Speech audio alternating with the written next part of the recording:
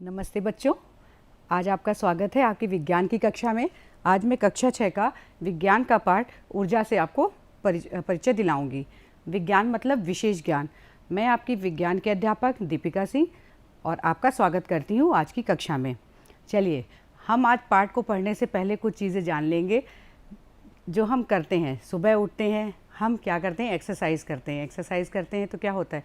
शरीर से पसीना निकलता है, क्योंकि जो शरीर में ऊर्जा संचित रहती है उस ऊर्जा का ह्रास होता है और जो पसीने के रूप में हमारे शरीर से बाहर निकलता है।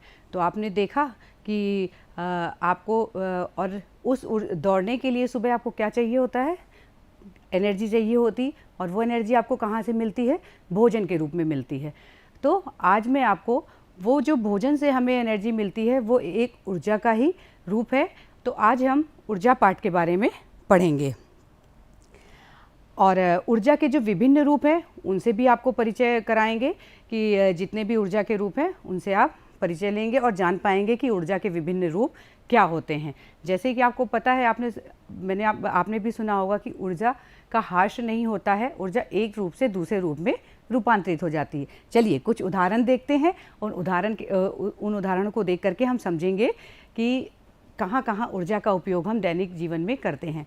जैसे कि आपको ये दिख रहा है कि लड़की मोटरसाइकिल चला रही है, यहाँ पर एक मनुष्य गोले को धक्का दे रहा है, यहाँ पे एक लड़की साइकिल चला रही है, और एक ये बहुत अच्छा उदाहरण है धनुष बाण का, जिससे कि जब धनुष बाण से तीर लगा करके धनुष से छोड़ा जाता है तो उसमें एक ऊर्जा डाली जाती है, जिस ऊर्जा के माध्यम से वो आगे बढ़ता है और जहाँ पे हमारा एक गोल होता है वहाँ जा कर के लगता है। तो बहुत सारे ही उदाहरण हैं। यदि हम अपने देखेंगे अपने आसपास चारों ओर, तो हमें बहुत से उदाहरण मिलेंगे जो कि ऊर्जा के ही रूप को रूपांतरित करते हैं। जैसे कि आप कुछ घर में ही काम कर रहे होते हैं, घर में क्या काम होता है? सामान को एक जगह से दूसरी जगह रखा आपने उठा करके। तो ये सभी कार्य क्या हैं? आप काम कर रहे हैं और काम कर रहे हैं, इन काम को करने के लिए आपको ऊर्जा की आवश्यकता पड़ी। तो दिनचर्या में हम कहीं ना कहीं बहुत उदाहरण देखेंगे कि जहाँ पर इन चीज़ों का उपयोग हम दैनिक जीवन में अपने आसपास भी करते हैं। अब बात करते हैं कि जो हम कार्य करते हैं तो कार्य करने की क्षमता को ही ऊर्जा कहते हैं। जो हम कार्य कर रहे होते हैं, जो उसकी क्षमता होती है, वही ऊर्जा कहलाती है। अगर हम इसको एक उदाहरण के तौर पे समझें, जैसे कि अगर आपके घर में आपने देखा होगा कि आपकी मम्मी या बहन कोई सामान को एक स्थान से दूसरे स्थान पर ले जाती हैं धक्का दे करके, तो वो कार्य कर रही होती हैं। तो जो कार्य करती हैं तो उसके लिए उनके अंदर क्षमता कहाँ से आती है? वो क्षमता आती है ऊर्जा से। तो जो ऊर्जा उनके शरीर में निहित होती है, उसी से ही कार्य करने की हमें क्षमता मिलती है। तो हमने ये जाना कि कार्य करने की क्षमता को ही हम ऊर्जा कहते हैं।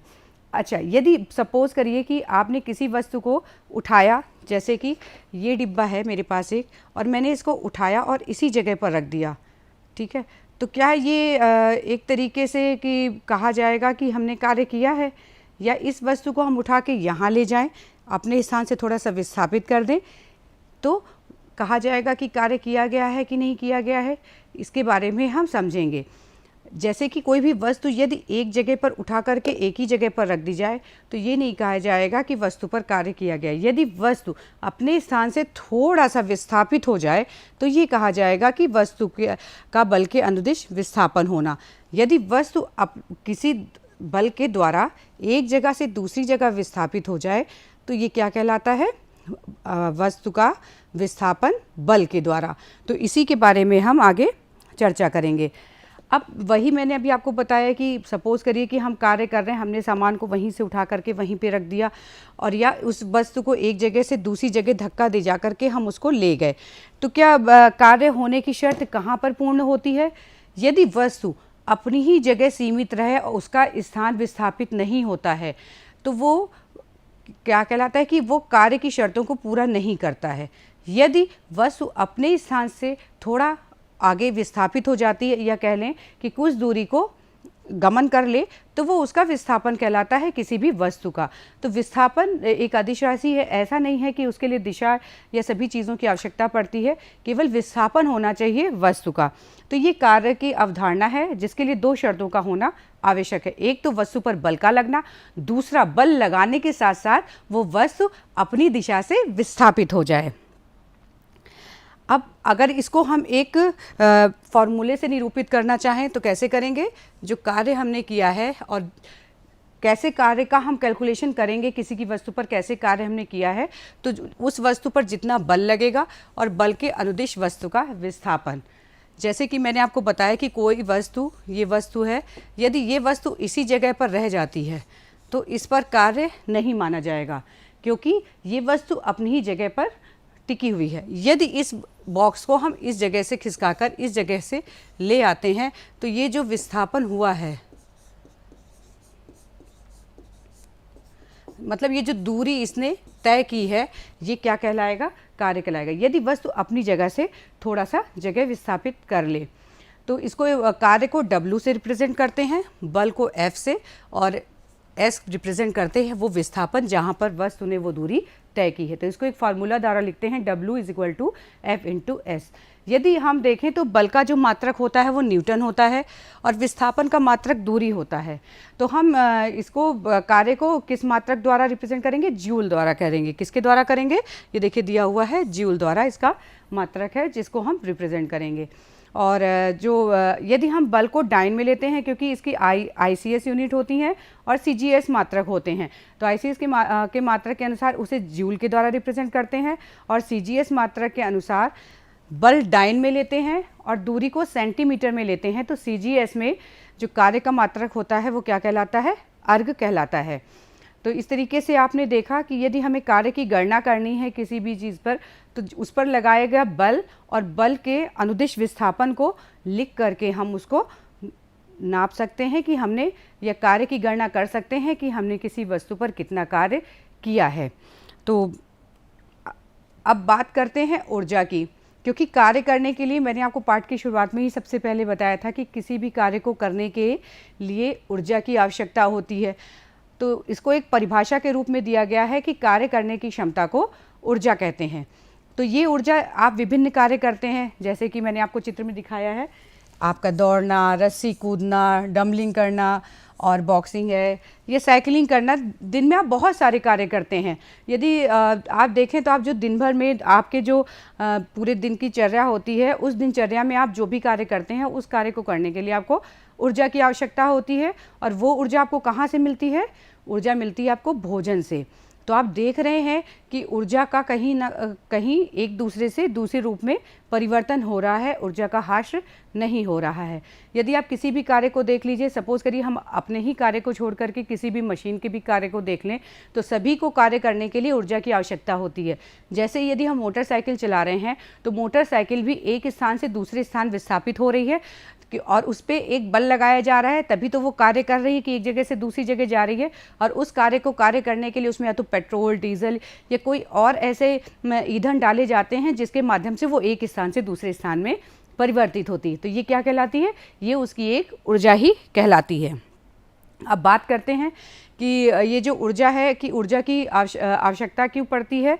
ऊर्जा की आवश्यकता क्यों पड़ती है? क्योंकि आपने देखा होगा कि मैंने आपको बताया कि आपने जो खाना खाया वहाँ से आपको ऊर्जा मिली, लेकिन क्या आप हर चीज़ मतलब कि आप नेचुरल भी ले रहे हैं, उसके साथ साथ बहुत सारी चीज़ें ऐसी भी हैं, जैसे दाल रोटी आप ले रहे हैं, वो मिल तो हमें नेचुरल चीज़ों से रहा है, लेकिन उन्हें हम अपने स्वाद के अनुसार विभिन्न रूपों में परिवर्तित करते हैं और तब उसका उपयोग हम लेते हैं। तो कहीं ना कहीं ऊर्जा का उपयोग हम खाना बनाने में भी कर रहे हैं। जैसे आपने देखा होगा आपके यहाँ सिलेंडर हैं या गैस पाइपलाइन है, या पहले अगर हम पहले समय में जाएं तो हमने देखा है कि पहले कंडे का उपयोग, लकड़ी का उपयोग चूल्हा जला करके भोजन को पकाने के रूप में किया जाता था। लेकिन कहीं ना कहीं हम ऊर्जा का उपयोग तो कर रहे हैं खाना को बनाने में, चाहे वो कोई भी माध्यम हम लें, कोई भी ऊर्जा का माध्यम लें, कोयला जला करके भट्टी भी जला सकते हैं, किसी भी माध्यम से हम कहीं ना कहीं भोजन को पकाने के लिए ऊर्जा का उपयोग कर रहे हैं। अब आप मुझे टीवी पर देख रहे हैं, शायद आपके घर में बल्ब भी जल रहा होगा। जहाँ मैं स्टूडियो में खड़ी हूँ तो यहाँ लाइट जल रही है, हर चीज़ है, उजेला है जिससे आप मुझे देख पा रहे हैं। तो ये एक प्रकाश ऊर्जा है जिसको उत्पन्न की गई, ये भी एक ऊर्जा से ही उत्पन्न हुई है। और यदि मैंने अभी आपको मोटरसाइकिल का उदाहरण दिया, कार, मोटरसाइकिल, रेलवे इंजन, बहुत सारी चीज़ें ऐसी हैं जो दिनों दिन हम उनका उपयोग अधिक करने लग गए हैं। तो यातायात के लिए भी ऊर्जा का उपयोग हम लोग करते हैं। और बहुत सारे, और अगर और जाएं अंदर, इसके अंदर ऊर्जा के उदाहरण को देखने के लिए, तो हमने देखा होगा कि बहुत सारी फैक्ट्रियों में मशीनों का उपयोग होता है। उन मशीनों को चलाने के लिए भी एक ऊर्जा की आवश्यकता होती है। क्या वो अपने आप ही चलने लगती है? नहीं, उन्हें एक ऊर्जा देनी पड़ती है। तो इस प्रकार हमने देखा उद्योग और कृषि कार्य के लिए भी। अब आपने देखा होगा कि यदि आप फैक्ट्री में ना जा कर के गांव के परिवेश में ही देखें तो बहुत सारी मशीनों का हम उपयोग इस तरीके से करते हैं। कहीं फसल काटना है या जो हमारी धान खेती तैयार हो जाती है तो उसमें जो बीज वगैरह निकलते हैं, उन बीजों को काटना, थ्रेशिंग, होल्डिंग, सारा काम हम मशीनों के द्वारा ही करते हैं। तो इस तरह मैंने देखा कि ऊर्जा की आवश्यकता कई रूपों में पड़ती है।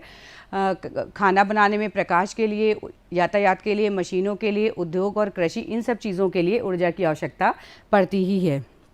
अब बात करते हैं कि ऊर्जा, पहले हम ये जान लेते हैं कि ऊर्जा को हम दो रूपों में समझ लेते हैं, एक गतिज ऊर्जा और स्थितिज ऊर्जा।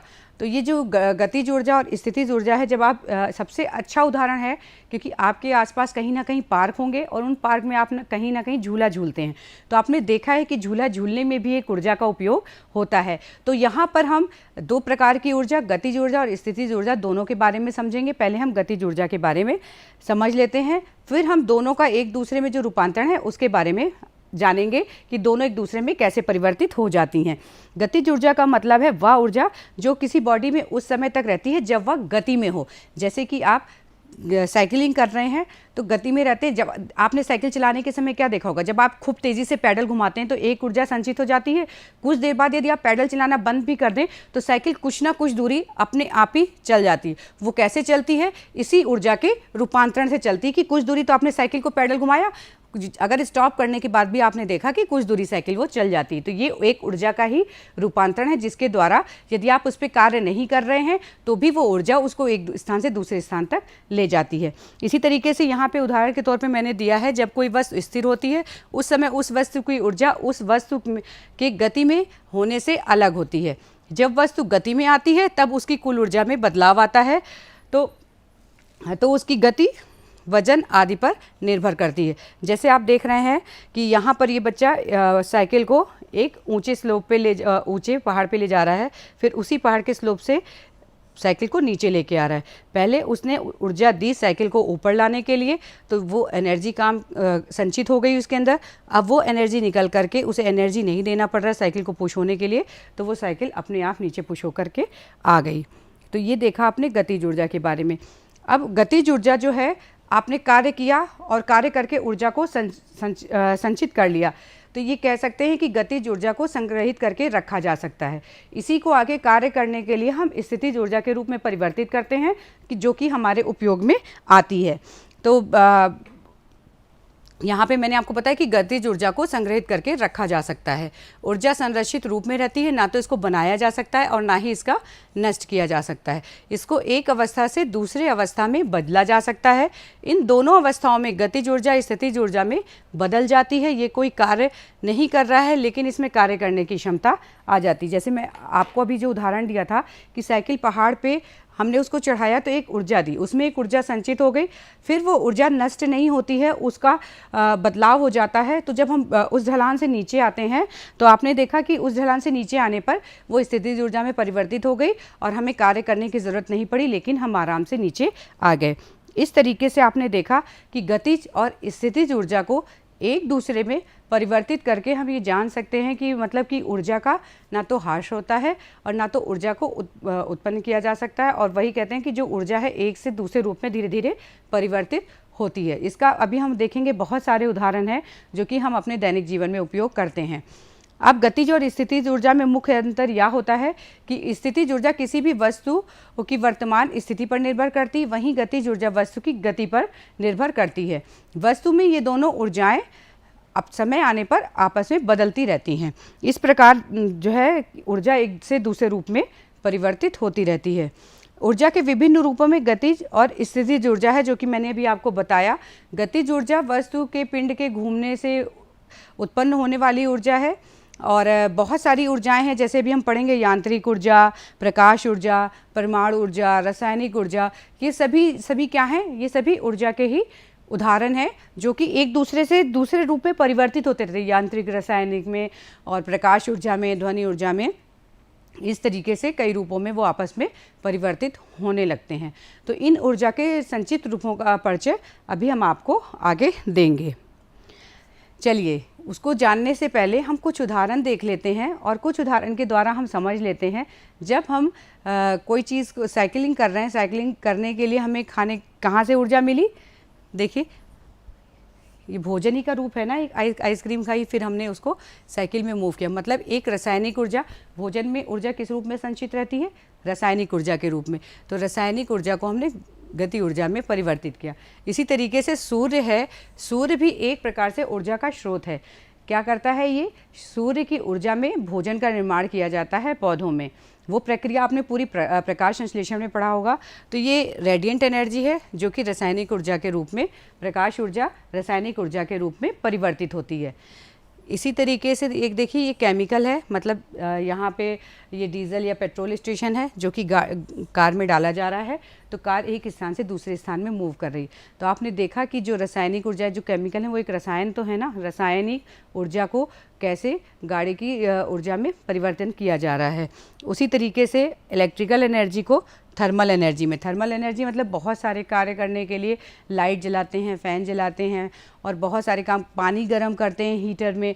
ये सारे काम कौन कर रहा है? इलेक्ट्रिकल एनर्जी द्वारा हो रहे हैं। आजकल तो इलेक्ट्रिकल गैस स्टोव भी आ गए हैं। आपने देखा है, उसमें एक प्लेट लगी रहती है। आपके घर, ज़्यादातर घरों में मौजूद होगा कि आप उसमें बर्तन रख करके खाना भी पका सकते हैं। इस तरीके से आपने देखा कि कैसे एनर्जी एक रूप से दूसरे रूप में परिवर्तित हो रही है। कहीं ना कहीं एनर्जी हार्श नहीं होती है, एक रूप से दूसरे रूप में ही परिवर्तित हो जाती है। कुछ उदाहरण और हैं, तो अभी चलिए इसमें बताएंगे कि किस रूप में एनर्जी का, ऊर्जा का रूपांतरण हो रहा है। यहाँ देखिए, ये टॉर्च है। टॉर्च किससे जल रही है? सेल। और सेल में कौन सी ऊर्जा निहित रहती है? रासायनिक ऊर्जा। रासायनिक ऊर्जा का परिवर्तन कहाँ हो रहा है? प्रकाश ऊर्जा में हो रहा है। किस में हो रहा है? प्रकाश ऊर्जा में हो रहा है। उसी तरीके से जैसे पहले मैंने आपको दिखाया था कि किसी कार्य को करने के लिए भोजन की आवश्यकता होती है, और भोजन में कौन सी ऊर्जा संचित होती है? रासायनिक ऊर्जा संचित होती है। तो ये रासायनिक ऊर्जा के द्वारा ही बच्चा साइकिल चला रहा है। इसी तरीके से ये स्विच बोर्ड दिखाया गया है, जो कि एक ओवन में है। ओवन में खाना पक रहा है।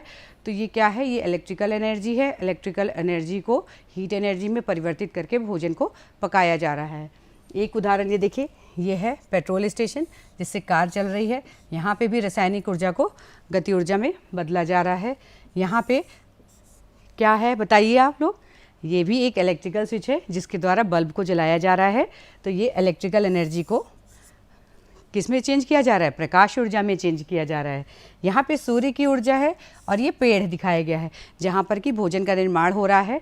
तो सूर्य की ऊर्जा द्वारा पौधे अपने भोजन का निर्माण करते हैं। तो अब आपने देखा कि कैसे आपके चारों ओर बहुत सारे उदाहरण हैं। यदि उन उदाहरणों में देख लें, जैसे रात में लाइट चली जाती, सपोज़ करिए आपके घर में लाइट चली गई, तो आप क्या करते हैं? मोमबत्ती जलाते हैं। मोमबत्ती का क्या, कैसे कर जलाते हैं? पहले उसको माचिस जलाते हैं, फिर माचिस के बाद ही मोमबत्ती जलती है। तो माचिस भी एक तरीके से रसायन ही लगा होता है कि जब उसको आप उस डिब्बी से रगड़ते हैं तो आग उत्पन्न होती, प्रकाश ऊर्जा उत्पन्न होती है, जिससे कि आप मोमबत्ती को जलाते हैं।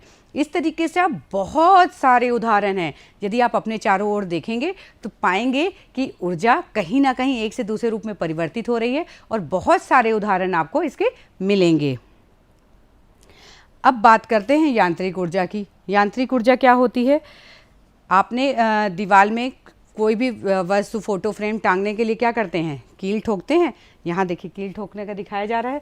तो क्या कर रहे हैं? ये हम ऊर्जा को यांत्रिक ऊर्जा में परिवर्तित कर रहे हैं, जिससे कि कील दीवार में अंदर ठुक रही है।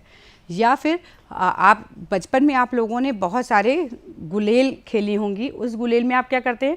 आपने लकड़ी का एक वी शेप का बनाते हैं इस तरीके से, उसमें एक रबड़ या कुछ भी बांध लेते हैं, और यहाँ से कंकड़ को पुश करते हैं फलों को पेड़ से गिराने के लिए, या शैतानी में एक दूसरे को परेशान करने के लिए करते हैं ना उपयोग गुलेल का, तो वो भी कहीं ना कहीं यांत्रिक ऊर्जा का उदाहरण है।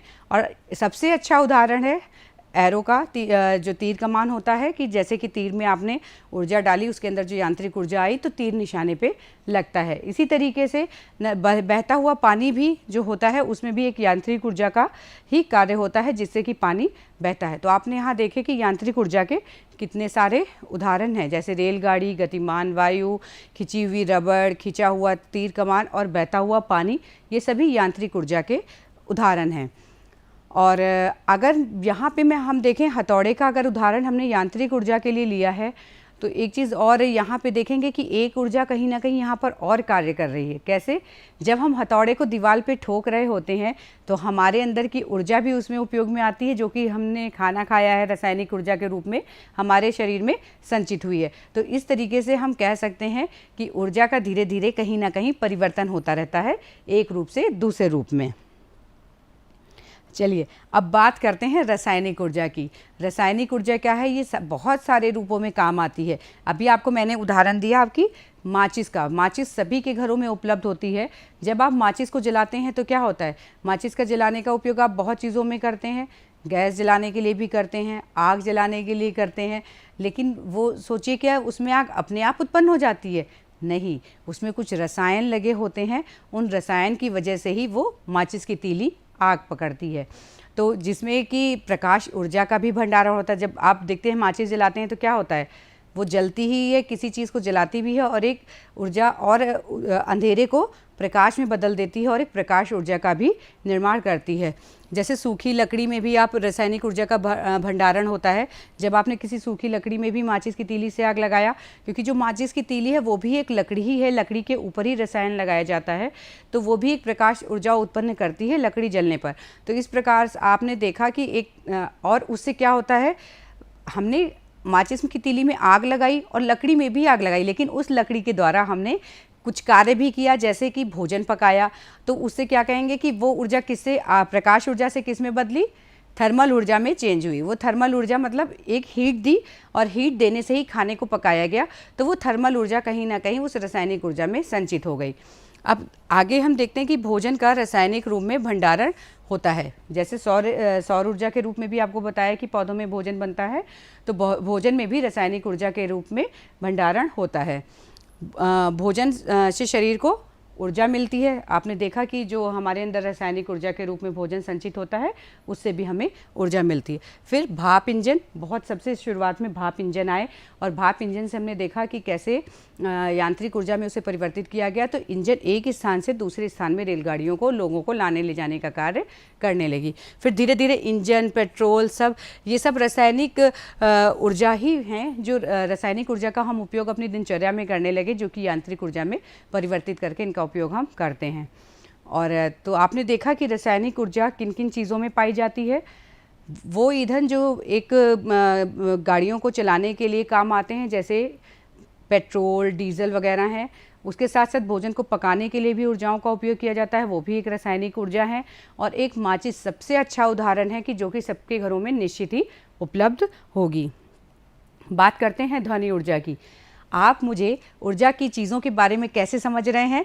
क्योंकि मैं बोल रही हूँ और ये बोलना भी एक तरीके की ऊर्जा है। तो यदि अगर आप देखें कि अगर आप तेज़ी से चिल्लाते, क्योंकि कुछ बच्चे होते हैं ना चिल्लाते हुए मम्मी, और देखिए आवाज़ क्या होता है, आवाज़ में भी परिवर्तन होता है। कुछ बहुत धीमे से बोलते हैं मम्मी मम्मी, तो देखिए एक ऊर्जा ही है। जितनी हम उसको ऊर्जा से ध्वनि निकालेंगे तो वो ध्वनि ऊर्जा के रूप में परिवर्तित होगी। तो इसी तरीके से मनुष्य 50 डेसिबल की आवाज़ आसानी से झेल सकता है। यदि हम 70 डेसिबल से अधिक ध्वनि मनुष्य के लिए उत्पन्न करेंगे, जब आपने देखा होगा बहुत सारे बच्चे एक साथ खेल रहे होते हैं तो क्या होता है, ध्वनि ऊर्जा में चढ़ाव आता है और ध्वनि ऊर्जा 70 डेसिबल के लगभग बराबर या ऊपर पहुंच जाती है। तो हम तभी बोलते हैं ना कि बच्चों शोर मत बचाओ, या किसी गाड़ी की आवाज़ है उसने बहुत तेज़ी से हॉर्न दिया तो वो आवाज़ भी हमें परेशान करती है। या हम घर के अंदर कहीं भी कोने में बैठे होते हैं और छत के ऊपर से एरोप्लेन निकल जाता है तो आपको पता चल जाता है। तो ये ध्वनि ऊर्जा ही है कि इसकी ये डेसिबल के अनुसार ही हमें पता चल जाता है इसकी डेसिबिलिटी जितनी होती है। यदि 50 डेसिबल है तो हम उसे आसानी से सुन सकते हैं, और यदि 50 डेसिबल से कम है तो उसकी आवाज़ हम तक नहीं पहुंच पाएगी, और ये ज़्यादा है तो हमें वो कहीं ना कहीं नुकसानदेह करती है और हमें नुकसान पहुंचाती है। तो हमें 50 डेसिबल तक का ही आवाज़ को आसानी से उपयोग में लेना चाहिए, खुद भी तेज़ नहीं बोलना चाहिए।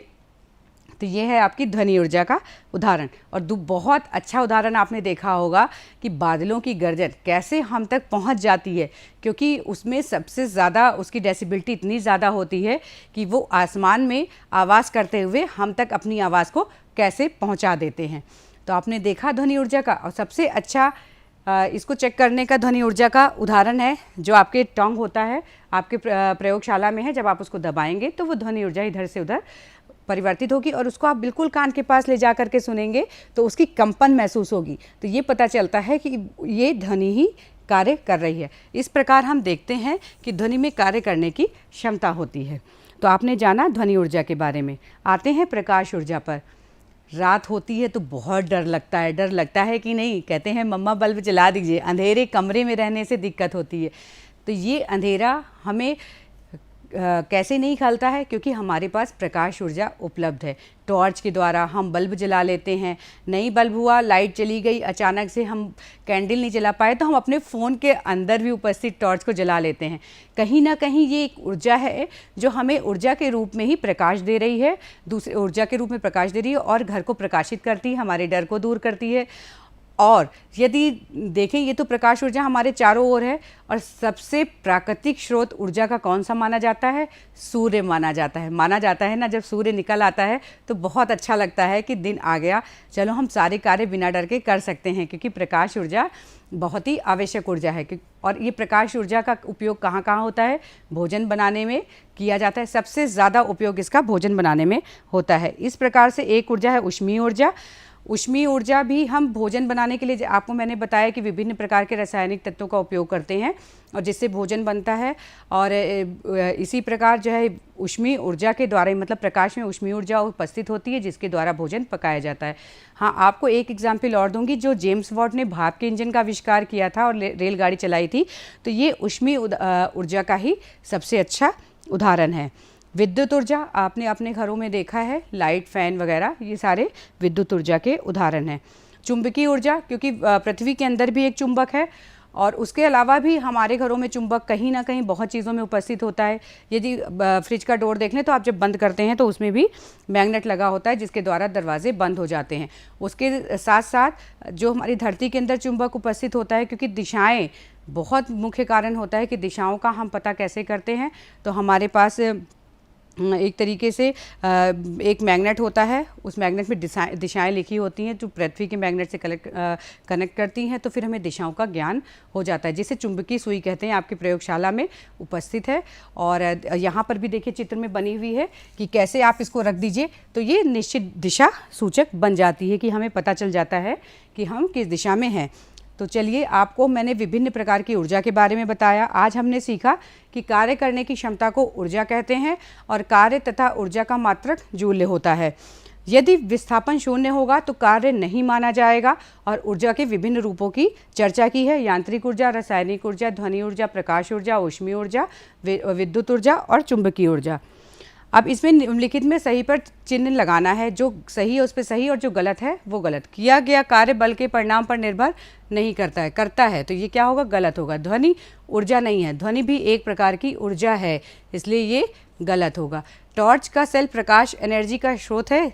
जी हाँ, टॉर्च से प्रकाश उत्पन्न होती है, तो ये प्रकाश एनर्जी का स्रोत है। भोजन में ऊर्जा यांत्रिक रूप में संचित रहती है। जी नहीं, मैंने आपको बताया बच्चों की अभी भोजन में ऊर्जा किस रूप में संचित रहती है? रासायनिक रूप में संचित रहती है। तो आशा करती हूँ कि अब आपको समझ में आ गया होगा कि ऊर्जा किसे कहते हैं और ऊर्जा के विभिन्न रूपों के बारे में। आप अपने आसपास के ऊर्जा के विभिन्न परिवर्तन को महसूस करिए, और 10 प्रकार के उदाहरण आपको अपनी कॉपी में लिखने हैं। फिर आपको मिलेंगे ऊर्जा के अगले पार्ट में। इसी का अभी कुछ भाग बाकी है जो कि मैं आपको आगे और बताऊँगी। तब तक कि हम इस पार्ट के बारे में और पढ़ेंगे और अपने मम्मी और बहनों से चर्चा करेंगे। धन्यवाद।